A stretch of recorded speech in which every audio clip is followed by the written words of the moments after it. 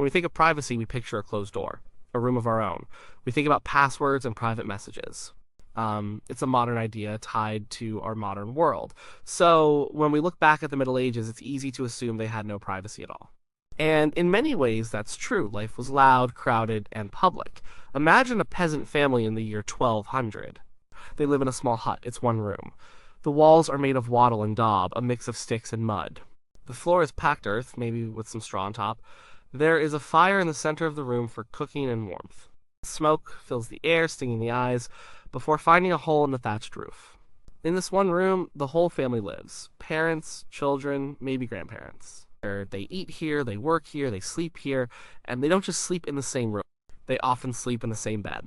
A large straw mattress on the floor might hold the entire family. And they huddle together for warmth. There is no concept of a private bedroom for parents or a separate space for children. The bodily functions were not hidden away. A bucket in the corner served as a toilet. There was no soundproofing. Every cough, every argument, every intimate moment was shared. Sometimes, in winter, they even brought their animals inside. The cow or the goat would share the space, adding its own warmth and smells to the single room. This lack of physical separation was not just for the poor, it was the norm for almost everyone. Let's look at a castle. We imagine a king having private chambers, a place of solitude. But the heart of the castle was the Great Hall. This was the main living space. The lord and his family ate here, on a raised platform called a dais. But everyone else ate here too, knights, servants, guests, and retainers. The hall was a bustling, noisy place. Dogs ran under the tables, snatching scraps of food. People talked, shouted, and played music. After the meal, the tables were often cleared away. People would unroll their bedrolls and sleep right there on the floor of the great hall. The lord and his lady might have a separate chamber, but even that wasn't private in our sense. It was called a solar, but this room was also a place for business and receiving important guests. The bed itself was a central piece of furniture. It was large, often with curtains around it. These curtains offered a small pocket of privacy, a little cloth wall against the world. But servants, ladies in waiting, and attendants were always coming and going. The lady of the castle would receive guests while sitting in bed. A king might conduct state business from his bedchamber. Even the act of getting dressed was not private. A lord or lady had servants to help them put on their complex layers of clothing. Being alone was strange. It was suspicious. If you were alone, what were you plotting? What secrets were you hiding? Community was safety. Being seen was normal. Solitude was a luxury few could afford, and many did not even want. This public life extended to every major event. Birth was a communal affair. The room would be full of women. Midwives, neighbors, and female relatives all gathered to help and witness the event. Sickness was also public. People didn't go to a sterile hospital room. They lay in their bed, and the community came to them. Friends, family, and the priest would visit, offering prayers and comfort. And death, like birth, was a public spectacle. The dying person was surrounded by loved ones. They made their final confessions, gave their last instructions, and passed away in a room full of people. The body would then be washed and prepared for burial, again by members of the community. The church was the center of medieval life, and it was a deeply public space. People went to church not just to pray, but to socialize. It was the village meeting hall. Business deals were made in the church porch. Markets were sometimes held in the churchyard. Inside, services were noisy. People would chat with their neighbors. Dogs would wander in. There was no quiet, personal reflection as we might expect today. Religion was a shared, communal experience. Even thoughts weren't entirely private. The community, through the church, had a say in what you should believe and how you should act.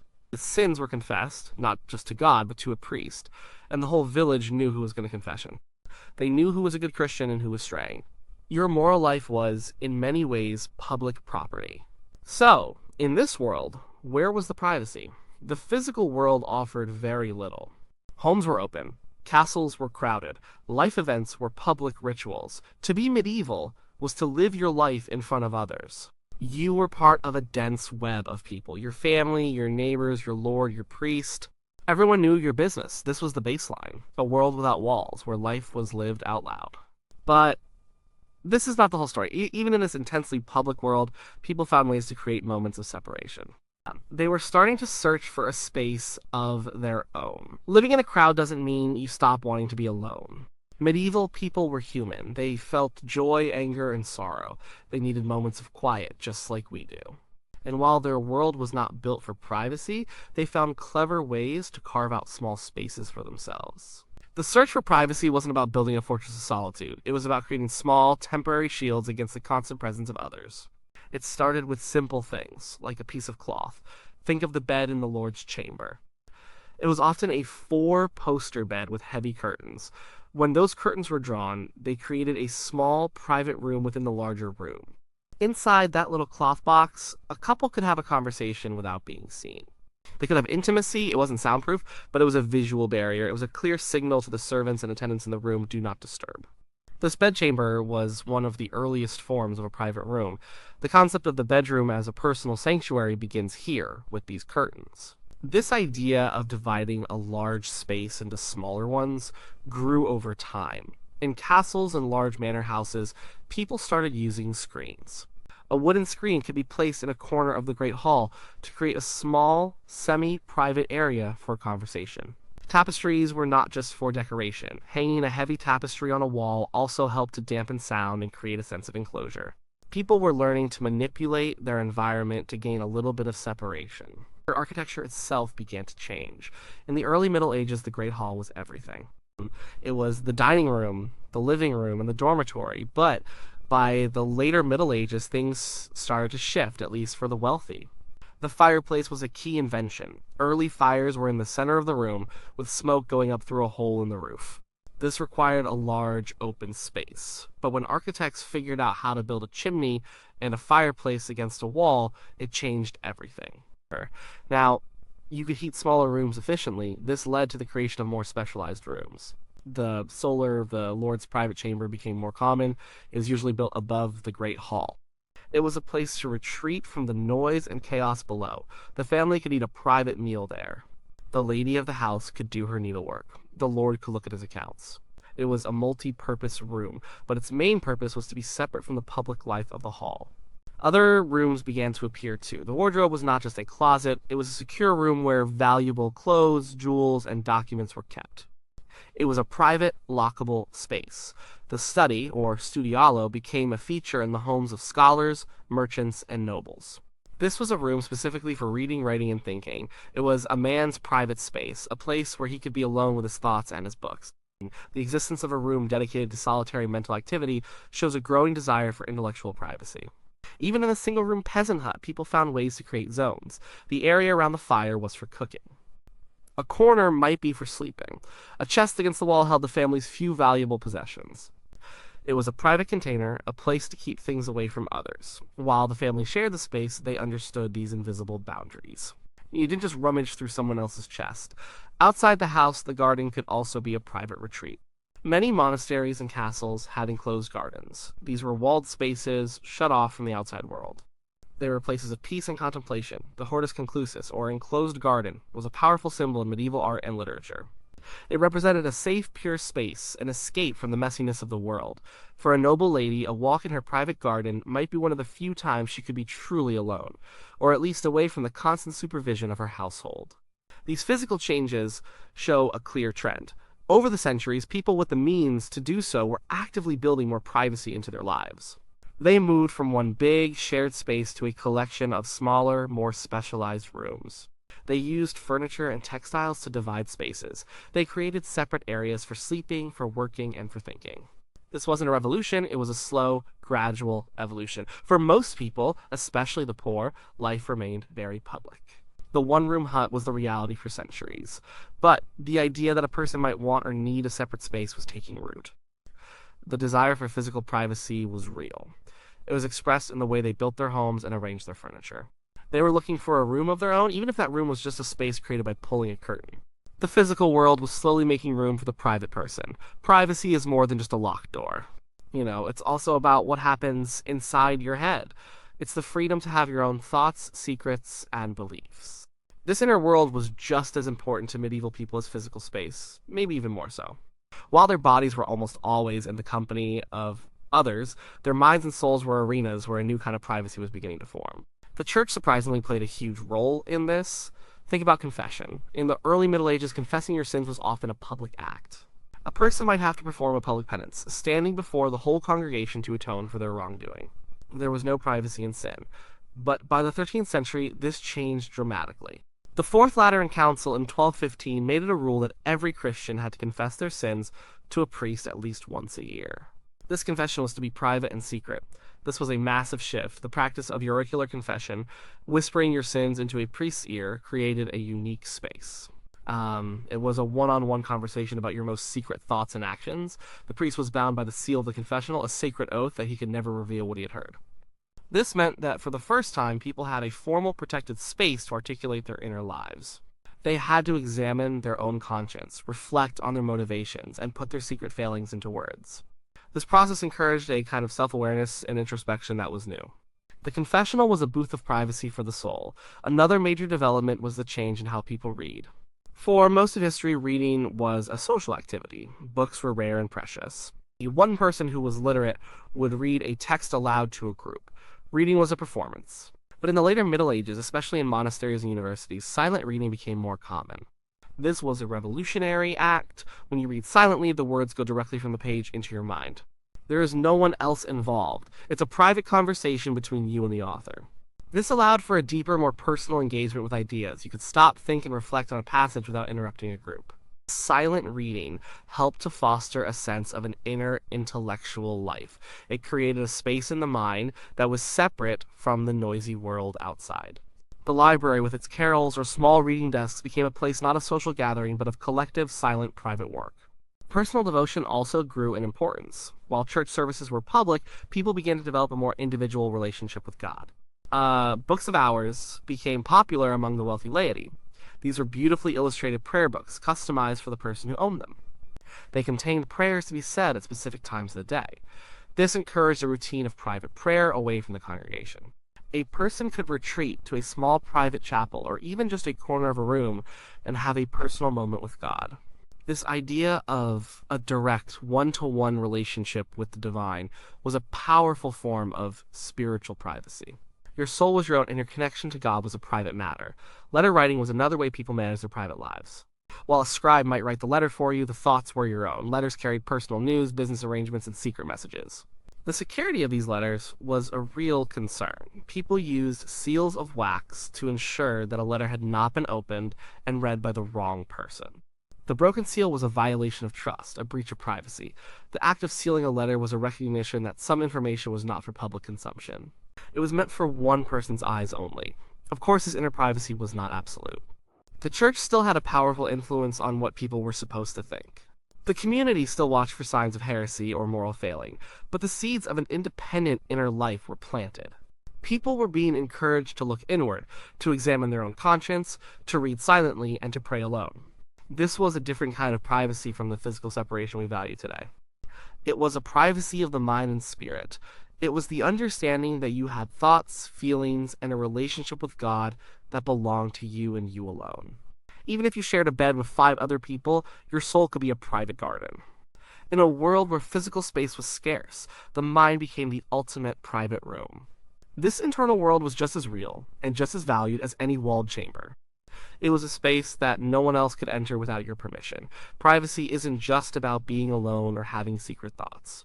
It's also about rules. It's about society agreeing that there are lines you just don't cross. Even in the crowded and communal Middle Ages, people had a sense of these lines.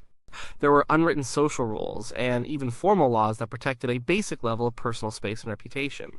This shows that they did have a concept of privacy, even if they didn't use that exact word. They understood that people had a right to be secure in their own homes and to control their own stories. One of the most basic ideas was that a person's home was their sanctuary. This was true even for a peasant's simple hut. The Old English saying, "An Englishman's home is his castle," has roots in this medieval idea. Breaking into someone's home, known as heimsukken in early English law, was a very serious crime. It wasn't just theft, it was a violation of the peace and security of the household. The law recognized that the home, no matter how humble, was a protected space. You couldn't just barge in. This legal protection gave people a sense of security and control over their immediate environment. It was a legally defined private space. People were also concerned about what we would now call surveillance. Eavesdropping was a real offense. The term itself comes from the idea of someone standing under the eaves of a house to listen in on the conversations inside. In many medieval towns, there were specific rules against this. An eavesdropper could be fined or publicly shamed. This tells us that people believed their private conversations should remain private. They expected to be able to speak freely within their own homes without fear of being overheard by nosy neighbors. The law against eavesdropping was a legal defense of conversational privacy. Reputation was everything in the Middle Ages. In a small community where you knew everyone, your good name was your most valuable asset. As a result, slander and gossip were taken very seriously. Spreading false rumors that damaged someone's reputation could have severe consequences. You could be taken to court, either the local manor court or the church court. The church was particularly concerned with moral slander, such as accusing someone of adultery or heresy. If found guilty, a person might have to pay a fine or perform a public penance, retracting their words in front of the community. These rules against slander were a form of information privacy. They protected a person's control over their own public identity and story. Your reputation was your own, and others did not have the right to destroy it with lies. Confidentiality was also an important concept in certain contexts. We already saw the sacred secrecy of the confessional. But this idea extended to other areas of life. Guilds, which were associations of craftsmen or merchants, had secrets. The techniques for weaving a certain kind of cloth, or the trade routes a merchant used, were valuable information. New members of a guild often had to swear an oath to keep its secrets. Betraying that trust could get you kicked out of the guild, which would ruin your career. This was a form of professional privacy. Doctors and other medical practitioners also understood the need for discretion. While there was no formal Hippocratic oath as we know it, the relationship between a patient and a healer was based on trust. People revealed intimate details about their bodies and their health. It was understood that this information should not be spread around the village. These legal and social boundaries show a more complex picture of medieval life. It wasn't a free-for-all where everyone knew and shared everything. There were clear rules and expectations about what was acceptable. You had a right to be safe in your home. You had a right to have a private conversation. You had a right to protect your reputation. You had a right to expect professionals to keep your secrets. These rights were not absolute. They were often balanced against the needs of the community. A lord might have the right to enter a tenant's home under certain circumstances. The church could investigate your beliefs if they suspected heresy, but the fact that these rules and protections existed at all is significant. They show that medieval people were not just a faceless mass. They were individuals who valued their personal space, their secrets, and their good name. They used the tools they had, like laws and social customs, to draw lines around themselves. These lines might have been fainter and more permeable than ours, but they were there. They formed a kind of social contract that gave each person a small but meaningful sphere of privacy. So, did medieval people have a concept of privacy? The answer is yes, but it was not our concept. To understand their world, we have to let go of our modern ideas about what privacy means. We see privacy as the right to be left alone and individual freedom. For them, privacy was something different. It was situational, relational, and deeply woven into the fabric of a communal society. They didn't seek solitude in the same way we do. For most medieval people, being alone was dangerous and undesirable. This community was survival, so their idea of privacy was not about escaping the group. It was about managing your position within the group. It was about creating small moments of separation and control in a life that was overwhelmingly public. We saw how this worked on a physical level. The world was built for public life, from the one-room hut to the Great Hall. But within those public spaces, people created private zones. A curtain around a bed, a screen in a corner, a walled garden. As architecture evolved, the wealthy built separate chambers, studies, and solars. These were not places to hide from the world, but places to conduct the more private aspects of life, like managing finances or having a family meal away from the noise of the main hall. Physical privacy was a luxury, but it was a luxury people actively sought and created when they could. It was a sign of status and power. We also saw the development of an inner privacy, a privacy of the mind and soul. This was perhaps even more important than physical privacy. The shift to private confession, the rise of silent reading, and the practice of personal prayer all helped to cultivate a rich inner world. People were encouraged to look inside themselves, to examine their conscience, and to build a personal relationship with God. This created a space that was truly their own, a mental sanctuary that no one else could access. In a world with few physical walls, the mind became the most private room of all. And finally, we saw that medieval society had rules, both legal and social, that protected a certain sphere of personal life. Laws against trespassing and eavesdropping protected the home and private conversations. The rules against slander protected a person's reputation, their public identity. Professional confidentiality in guilds and medicine protected sensitive information.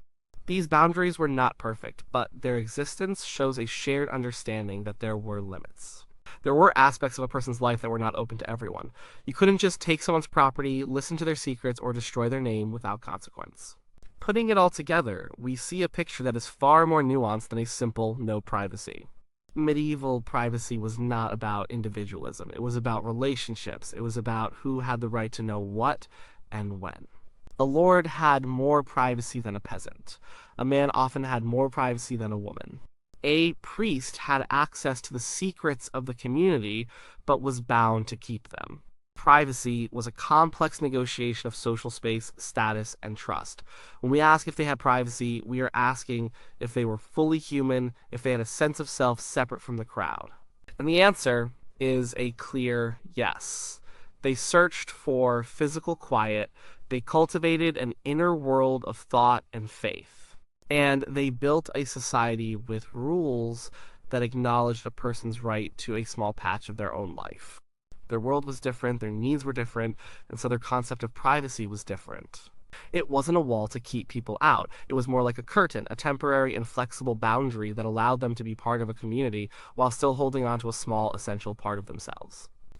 They found privacy where they could, in the quiet of a garden, the pages of a book, the silence of a prayer, and the trust of a neighbor who did not listen at the wall